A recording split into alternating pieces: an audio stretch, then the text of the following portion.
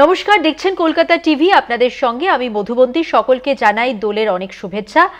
আজ দোল পূর্ণিমা, রঙের উৎসবে মেতে উঠেছে 8 থেকে 80 রাজ্যের বিভিন্ন জেলায় চলছে রং খেলা। আর তারই টুকরো টুকরো মুহূর্তের ছবি কোলাজ আপনাদের সামনে আমরা তুলে ধরছি।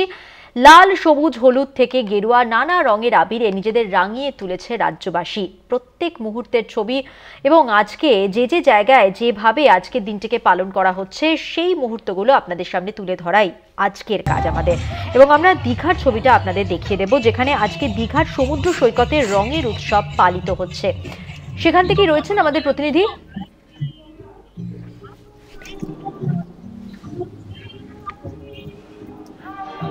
সমীরণ সাউ রয়েছেন দীঘা থেকে। কথা বলবো সমীরণের সঙ্গে। সমীরণ, দীঘায় পর্যটকদের ভিড় তো নিশ্চয়ই আজকে রয়েছে, স্থানীয় মানুষরাও আজকে রঙের খেলায় মেতেছেন। সব মিলে এই মুহূর্তে উৎসবের ছবিটা সেখানে কিরকম দেখছো?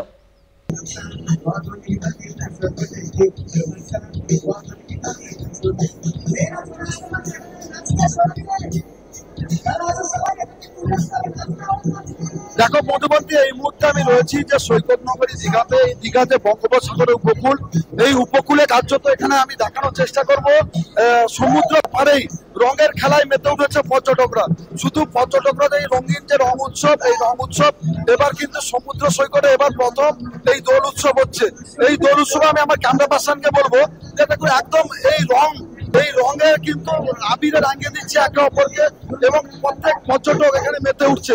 আমরা কথা বলে নিব এই সমস্ত যে পর্যটক রয়েছে। দিদি, কোথেকে আসছেন? আমরা হাওড়া থেকে আসছি, হাওড়া দাসনগর থেকে।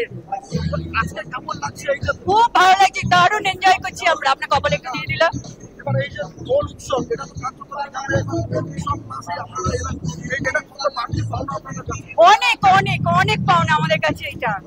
যেমনটা শুনলে যে এই এবারে সমুদ্র সৈকত দীঘার মতো জায়গা একটা দোল উৎসব। এই দোল উৎসব কিন্তু এখানে পর্যটকদের কাছে একটি বাড়তি পাওনা। আমি দেখানোর চেষ্টা করবো, অনেকে নাচছে, এরা অনেকে বিনোদন করছে, প্রত্যেকে কিন্তু মেতে উঠছে। এই আজকের দিনটাকে প্রত্যেকে সেলিব্রেট করছে। সৈকত নগরী আমরা কলকাতা থেকে গেছি, দমদম। না না, 50 বার হয়ে গেছে। আগে অনেক চেঞ্জ, অনেক চেঞ্জ। আজকে বসন্ত উৎসব, সবাই আনন্দ করতে এসছে এখানে। তো সবাইকে দোলযাত্রার শুভেচ্ছা। আপনাদের কলকাতা টিভির পক্ষ থেকে সবাইকে শুভেচ্ছা। এবং এখানে একটা ফাংশন হচ্ছে, সবাই এনজয় করছে। এটাই চাই, সবাই ভালো থাকুক।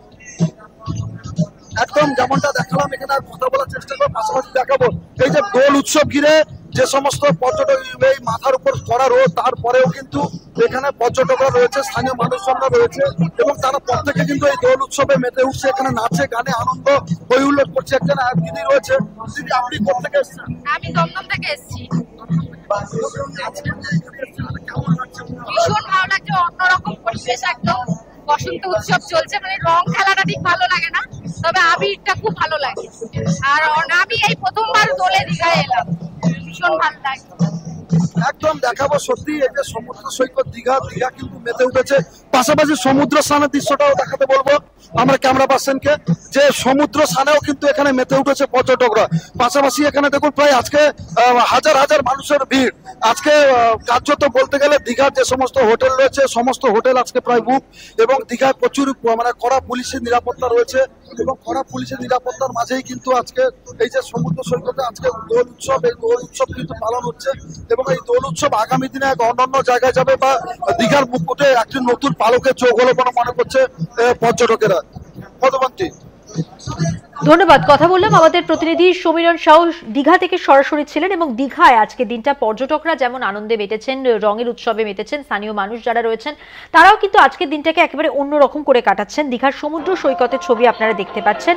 রঙের উৎসবে মাতোয়ারা সেখানকার মানুষ, শহর জুড়ে নানা জায়গায় রঙিন শোভাযাত্রার ছবি উঠে আসছে। দোলের দিনে এক কথায় বলা যেতে পারে এই শহর রঙিন হয়ে উঠেছে। রং খেলায় সামিল হয়েছেন সৈকত সমুদ্রে যাওয়ার মানুষরা এবং সপ্তাহান্তে ঠিক তার আগের দিন যে দোল, সেই সঙ্গে রয়েছে একটা টানা ছুটির রেশ। তাই মানুষ ঘুরতে বেরিয়ে পড়েছেন বিভিন্ন প্রান্তে। দীঘায় ছুটির আমেজে ভিড় জমেছে এবং সেইখানেই স্বাভাবিকভাবেই দোল উৎসবে মানুষ মেতেছেন।